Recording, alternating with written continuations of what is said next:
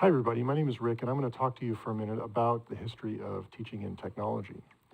So, this is what teaching has looked like traditionally back in the day, and it's a lecture format, one person talking, a lot of people listening, and you can see that this poor fellow in here is kind of tuned out of the situation. And that's what we see even today, even though we have had a lot of technological innovation over the past 1,000 years. Uh, really, instruction doesn't look too much different from that medieval image that we just saw. And the same sort of dynamics. So one person talking and a lot of people listening. So um, have we learned anything about teaching in those intervening years? And in fact, we do know now that active learning is really important, that people are able to ingest concepts in a much stronger way if they're involved in it in an active way. And that means bringing problem-based learning, activities, inquiry, experimentation, and all of those kinds of features. We've also learned that taking responsibility for one's own learning and being an autonomous learner are important components in this process.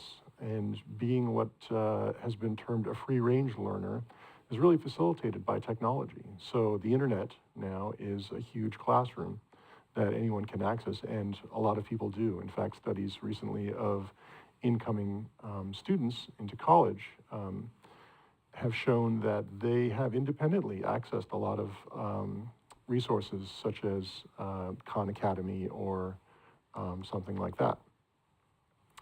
Now, one of the things that we've learned also is that, and if you think about these technologies from history, that we don't think so much of them as the most important part of an event. So if you have a conversation on the phone, you just say, "I spoke to Mary."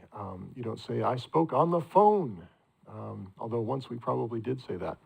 You say, "I heard a conversation," and it might have been on NPR or it might have been on the bus. It doesn't matter. What matters is the content that was delivered. And so we're in this funny stage right now with education where we still differentiate and we say online learning is one kind of learning and face-to-face is a separate kind of learning. And so one of the things that I think is really important is to note is that that's probably going to go away. Probably all learning in the future is going to look like this.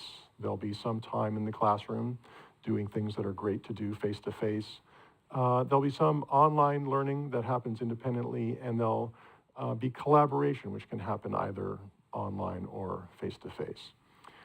And those learning activities, finding the right place that's most effective for them to occur, is going to be part of the instructional design that goes into any kind of educational process. So that's the future model.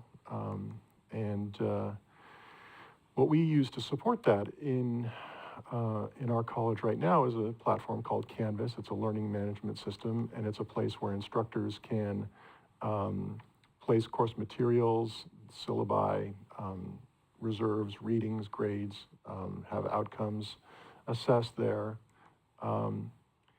And there are a lot of tools that can plug right into Canvas directly, such as webinar platform, lecture capture, readiness measures, student feedback, dashboards, analytics, that sort of thing.